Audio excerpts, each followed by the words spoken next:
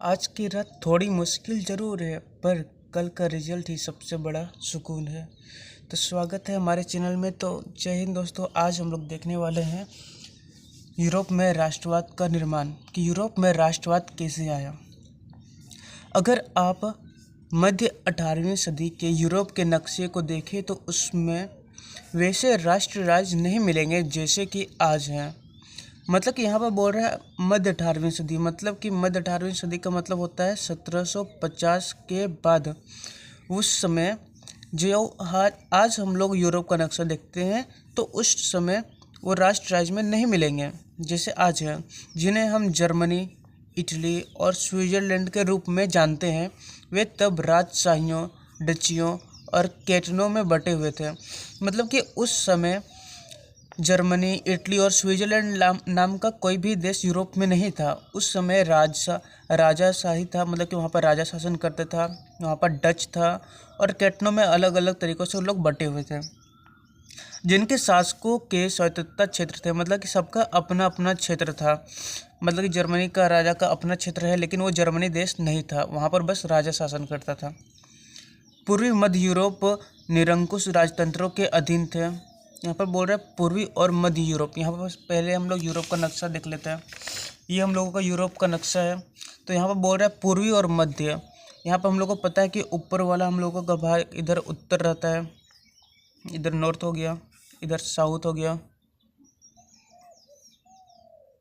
और इधर हम लोग का ईस्ट यानी कि पूरब हो गया, और इधर हम लोग का वेस्ट यानी कि पश्चिम हो गया। तो यहाँ पर बोल रहा है पूरब और मध्य यूरोप, यानी पूरब मतलब इधर और मध्य मतलब बीच वाला, यानी कि इस क्षेत्रों में क्या था, इधर निरंकुश शासन का क्षेत्र था। तो पूर्वी और मध्य यूरोप निरंकुश राजतंत्रों के अधीन थे और इन इलाकों में तरह तरह के लोग रहते थे। मतलब कि अलग अलग लोग रहते थे। वे अपने आप को एक सामूहिक पहचान या किसी समान संस्कृति का भागीदार नहीं मानते थे। मतलब कि वो लोग बोलते थे कि हम लोग का कोई सामूहिक पहचान नहीं है या कोई भी हम लोग का समान संस्कृति नहीं है। अक्सर वे अलग अलग भाषाएं बोलते थे। मतलब कि वहाँ पर जो मध्य पूर्वी यूरोप के जो भी लोग थे, जैसे यहाँ पर मध्य पूर्वी यूरोप में हम लोग को ऑस्ट्रिया साम्राज्य, पोलैंड, पर्सा, डेनमार्क, तो ये सब जो देश हो गए। तो उस समय क्या था, वहाँ पर कोई साझा कुछ संस्कृति नहीं था। तो वहाँ पर सब कोई अलग अलग भाषा बोलता था, किसी का सेम भाषा नहीं था। और विभिन्न जाति समूह के सदस्य थे, मतलब कि अलग अलग जाति के लोग वहाँ पर उस समय रहा करते थे। उदाहरण के तौर पर ऑस्ट्रिया हंगरी पर शासन करने वाले हैब्सबर्ग साम्राज्य कई अलग अलग क्षेत्रों और जनसमूहों को जोड़कर बनाया था। मतलब जो यहाँ पर ऑस्ट्रिया साम्राज्य है, ऑस्ट्रिया साम्राज्य, तो ऑस्ट्रिया हंगरी जैसे यहाँ पर अलग अलग क्षेत्र को यहाँ पर अभी जोड़ के बनाया गया था। लेकिन यहाँ पर हर जगह अलग अलग भाषा बोला जाता था। पूरे देश में या फिर ऑस्ट्रिया साम्राज्य में एक भाषा कोई नहीं बोला जाता था, अलग अलग भाषा बोला जाता था। इसमें एल्प्स के टिरोल, ऑस्ट्रिया और सुडेनलैंड जैसे इलाकों के साथ साथ बोहेमिया भी शामिल था, जहाँ के कुलीन वर्ग व जर्मन भाषा बोलने वाले ज़्यादा थे। हैब्सबर्ग साम्राज्य में लॉम्बार्डी और वेनेशिया जैसे इतालवी भाषी प्रांत भी थे। मतलब कि यहाँ पर अलग अलग भाषा के वही बोल रहा है कि हैब्सबर्ग में और जो लॉम्बार्डी और जो वेनेशिया जैसे देश थे वहाँ पर इतालवी भाषा बोले जाते थे। हंगरी में आधे लोग मेगियार भाषा बोलते थे, जबकि बाकी लोग विभिन्न बोलियों का इस्तेमाल करते थे।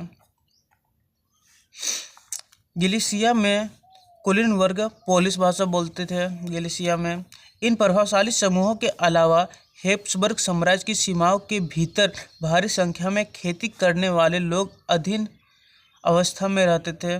जैसे उत्तर में बोहेमिया और स्लावोक में कॉर्निओला में स्लोवेन्स, दक्षिण में क्रोएट, पूरब की तरफ ट्रांसल्वेनिया में रहने वाले राउमन लोग।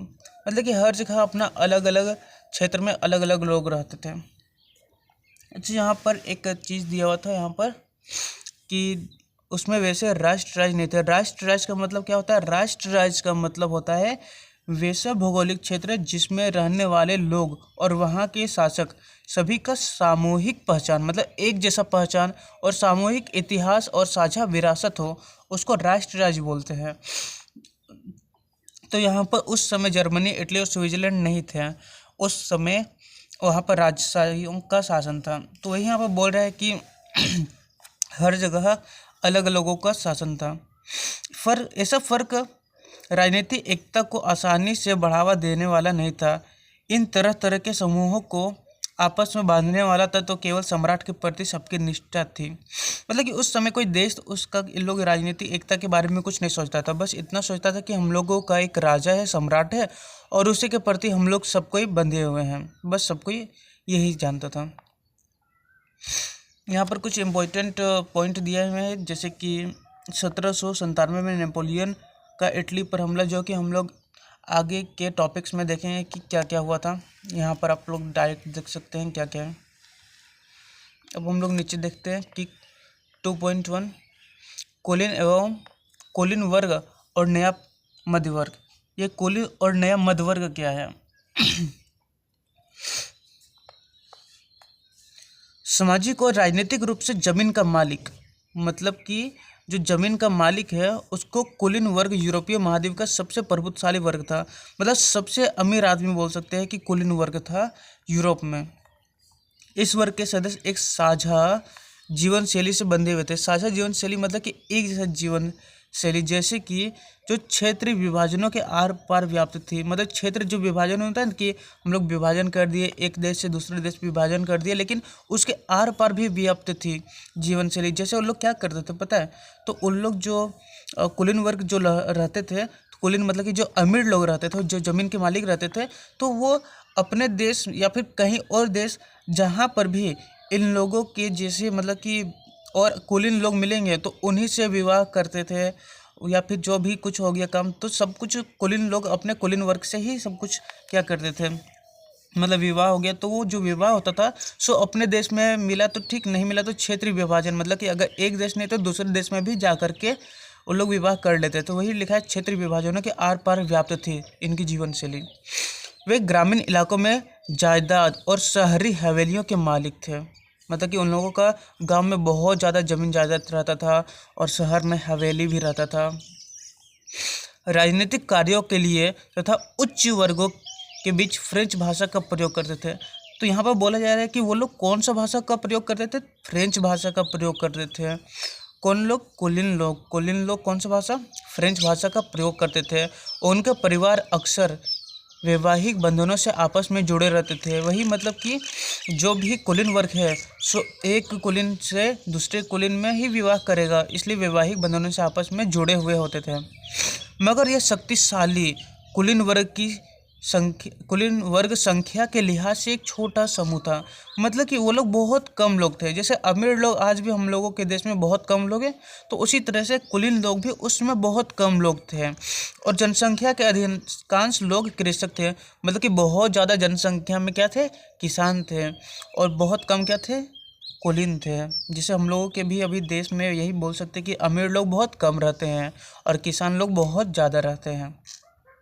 इधर पश्चिम में ज़्यादातर जमीन पर किराएदार और छोटे काश्तकार खेती करते थे, जबकि पूर्व और मध्य यूरोप में भूमि विशाल जागीरदारों में बटी थी जिस पर भूदास तो खेती करते थे। देखिए यहाँ पर लिखा हुआ है कि पश्चिम में ज़्यादातर जमीन किराएदार और छोटे काश्तकार, मतलब पश्चिम किधर? यूरोप में पश्चिम किधर है? देखिए यानी कि इधर। तो पश्चिम में बस किराएदार को और इन लोग को बस काम दे दिया जाता था। मतलब कि इन लोग को ज़मीन नहीं दिया जाता था।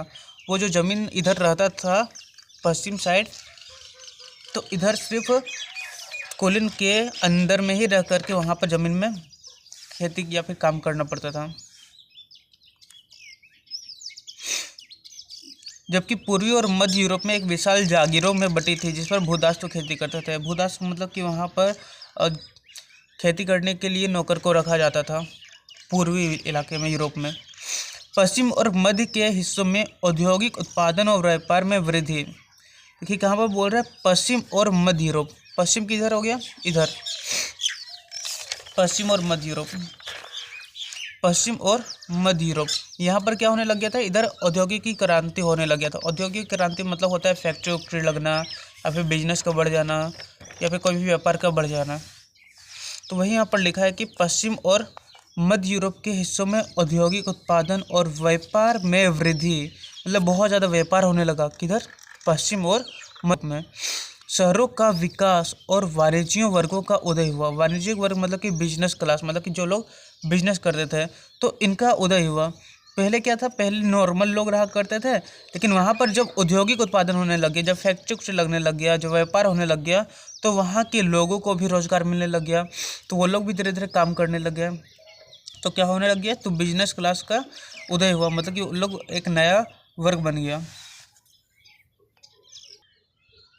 अस्तित्व बाजार के लिए उत्पादन पर टिका था, मतलब कि जिस वर्ष उत्पादन होगा उस वर्ष ठीक है, और लेकिन जिस वर्ष उत्पादन नहीं होगा उस जो नया वर्ग आया है, जो औद्योगिक क्रांति के बाद आया है, या फिर बोल सकते हो औद्योगिक और व्यापार के बाद, मतलब बहुत ज़्यादा बिजनेस करने के बाद उन लोगों के पास जो पैसा आया है तो वो बंद हो जाएगा। सब सिर्फ उत्पादन पर टिका है, मतलब अगर उत्पादन नहीं हुआ तो जो नया वर्ग आया है वो भी विलुप्त हो जाएगा। तो इंग्लैंड में औद्योगिकीकरण 18वीं सदी के दूसरे भाग में आरंभ हुआ। यहाँ पर बोला जा रहा है कि इंग्लैंड में 18वीं सदी के दूसरे भाग, 18वीं सदी मतलब कि 1750 के दूसरे भाग में हम लोग का इंग्लैंड में औद्योगिक क्रांति आरंभ हुआ। लेकिन फ्रांस और जर्मनी में के कुछ राज्यों हिस्सों में 19वीं शताब्दी के दौरान हुआ। 19वीं शताब्दी मतलब कि 1800 के बाद यहाँ पर फ्रांस और जर्मनी में हम लोगों का औद्योगिक क्रांति हुआ, लेकिन हम लोगों का इंग्लैंड में पहले हो गया था।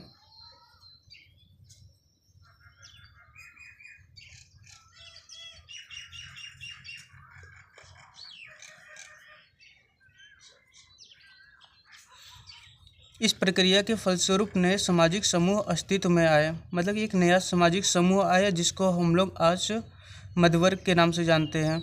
अस्तित्व में आए श्रमिक वर्ग के लोग और मध्य वर्ग जो उद्योगपतियों, व्यापारियों और सेवा क्षेत्र के लोग से बने थे। मतलब कि एक नया मध्य वर्ग आया। जो मध्य वर्ग कौन थे? उद्योगपति, मतलब कि जो बिजनेस कर रहे थे, जो फैक्ट्री के मालिक थे। व्यापारी मतलब कि जो बिजनेस कर रहे थे, और सेवा क्षेत्र ये लोग बने मध्य वर्ग। मध्य वर्ग और पूर्वी यूरोप में इन समूहों का आकार 19वीं सदी के अंतिम दशकों तक छोटा था। मतलब कि ये जो मध्य वर्ग है सो पूर्वी यूरोप के समूहों में उसका आकार छोटा था। मध्य वर्ग मतलब उद्योगपति, व्यापारी और सेवा क्षेत्र। मध्य वर्ग जो उद्योगपति, व्यापारी और सेवा क्षेत्र के लोग बने थे। मध्य वर्ग कौन थे? उद्योगपति, व्यापारी और सेवा क्षेत्र के लोग थे। मध्य और पूर्वी यूरोप में इन समूहों का आकार 19वीं सदी के अंतिम दशकों तक छोटा था। कब? 19वीं सदी के टाइम में, 19वीं सदी। कुलीन विशेषाधिकार की समाप्ति, मतलब जो कुलीन का विशेषाधिकार था समाप्त हो गया। उसके बाद शिक्षित और उदारवादी मध्य वर्गों के बीच राष्ट्रीय एकता का विचार लोकप्रिय हुआ। शिक्षित और उदारवादी के बीच राष्ट्रीय एकता का विचार लोकप्रिय हुआ। नेक्स्ट पार्ट में।